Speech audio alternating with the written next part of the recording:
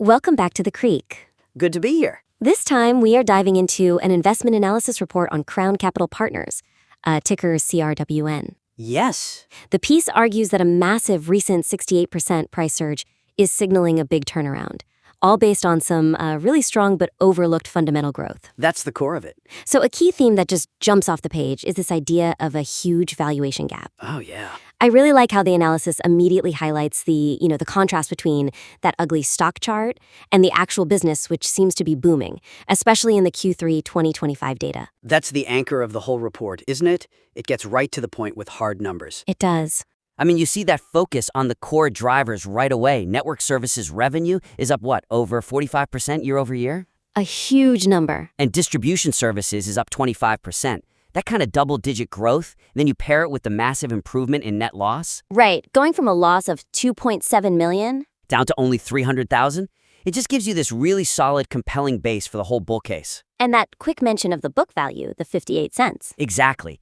That provides the perfect context. It immediately explains why the stock jumping to 59 cents wasn't just random noise, it was warranted. It makes a very strong, numbers-backed case. I can certainly see the power in those numbers, but let's dig in a bit. I want to look at that section discussing the move itself, that sudden, violent 68% jump. That's the kind of thing that grabs your attention. It is. And our first piece of feedback really focuses on how that technical event is framed right at the top of the narrative. Yeah. The primary narrative tension, I think, between this idea of stealthy accumulation and the fundamental strength we just talked about, it needs a more nuanced framing to really nail the credibility. So the current report, it leans in hard on this high-energy description. It calls the move stealthy. Right, because no major press release dropped yesterday? Exactly, which creates this great hidden gem mystery vibe. It really emphasizes the idea of discovery. And that's the core weakness. I mean, that tone is exciting, don't get me wrong. Sure. But it risks minimizing a critical fact, that the underlying fundamental shift, that 45% revenue growth, the shrinking losses, that was already public information from November 7th. Right. So it creates a bit of a narrative disconnect. It leans too heavily toward, spontaneous discovery, rather than what it really is, delayed market recognition. A sophisticated reader might see that and feel the framing is a little less robust because they know the data's been out there for weeks. I agree it boosts credibility, but let me push back a little. Isn't there a risk that by grounding it too much in old data, you lose some of that narrative excitement? The sheer violence of the move is the hook. How do you balance that feeling of being early with the fact that the info was already out there? That's a great question, and the balance lies in just resequencing the opening. You immediately ground the technical event in the fundamental facts. Okay. So you shift the emphasis from this mysterious stealthy breakout to the market finally waking up and recognizing a deep valuation gap that was just sitting there in the public record. So the story changes from "we found a secret" to "the market was negligent and this is the inevitable correction." That's a powerful distinction. Yeah, it really is. It changes it from a surprise to an inevitability that just happened later than it should have. Exactly. And for a concrete example, instead of just saying the stock surged 68% from 35 cents to 59 cents, you structure it with the context first. So start with the why. Yes. State that the price explosion happened after the stock spent months trading at 35 cents, which is a massive, 40% discount to its 58-cent book value. Despite network services revenue already being up over 45%. You got it. By making the fundamental data the immediate cause, you just erase any skepticism about why the move happened. It strengthens the whole premise that the market was sleeping on this, by showing precisely what they were sleeping on. Precisely. The technical action becomes the consequence of the fundamentals. That cements the intellectual credibility right out of the gate. That's excellent advice for the opening. And speaking of structure, if we zoom out to that more speculative $1.50 plus price target, we need to talk about the historical baggage the stock carries. Which leads us right into the second piece of feedback. It does. So for that 150 target to feel grounded and not just, hopeful speculation, the analysis needs to better connect the historical stock weakness to the primary risks. Okay. The material does note that the stock was tanking all year. And then, in a totally separate bear case section, it lists the high debt load and the liquidity trap. Right. And that's the structural weakness. These huge risks are just treated as, future hurdles. They aren't framed as the likely historical reasons why the stock was valued so low for so long, even with that great revenue growth. So there's an unresolved gap in the story. A big one. If the fundamentals were so good, what was holding the stock back? Absolutely. They are the reason, and if the analysis integrates that, it turns the risk factors into powerful proof points for the turnaround thesis itself. Okay, so what's the suggestion? You use that dramatic improvement in the net loss to directly argue that the company's fundamental strength is now actively mitigating those historical risks. Ah, so it's a powerful narrative shift.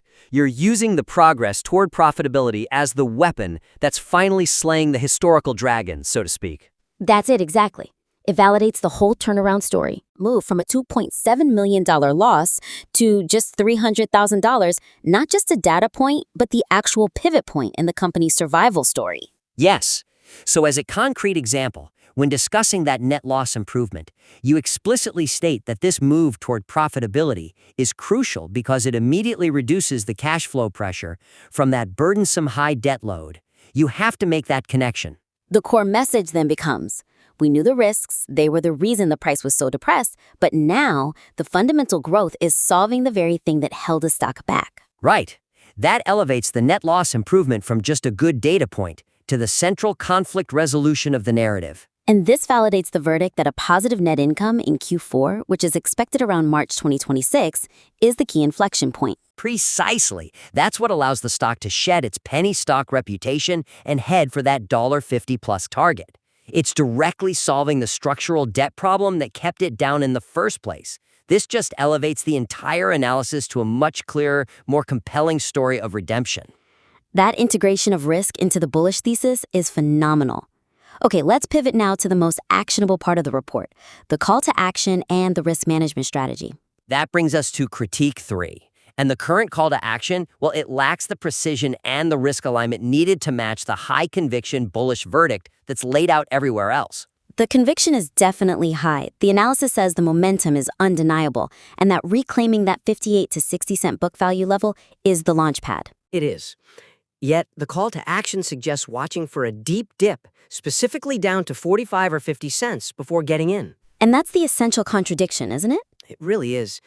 I mean, given the violent move up from 35 cents and the fundamental importance of that 58-cent book value, an entry target that undercuts it by that much suggests either a lack of conviction in the breakout or maybe an unrealistic expectation. Right. If 58 cents is the launch pad, waiting for 45 cents implies the launch failed spectacularly, and the whole valuation premise is weak. It's expecting a level of rejection that just fundamentally contradicts the premise that the market is finally getting it.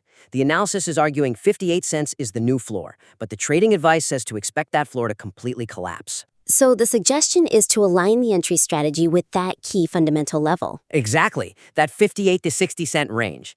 The advice should be about defending that newfound book value support, not waiting for a deep and, honestly, probably missed retracement. This lets the action immediately reflect the confidence from the fundamental analysis. The focus needs to be on where confirmation is found, not where you hope for rejection. You got it. We need to ground the entry point in the internal logic of the report itself.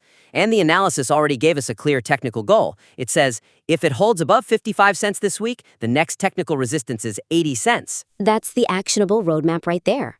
It's a much clearer, more immediate plan. For a concrete example then, instead of advising patience for a dip to 45 cents, you advise specifically using that 55-cent level as the minimum confirmation point for entry. So you structure the trade differently. Completely. You enter near book value, say 58 to 60 cents, and your risk management, your stop loss, is defined just below that critical 55-cent level. By using 55 cents as that definitive risk level, you're creating a much sharper, more disciplined strategy that actually honors the report's own projection of 80 cents short-term and $1.50 plus long-term. It ensures the actionability matches the conviction of the fundamental thesis. It just clarifies the risk structure so much more. If the fundamental story is strong enough to justify breaking past book value, the execution strategy has to reflect that strength and defend the new floor. It's that simple. So, to wrap up, the argument in this report is incredibly strong.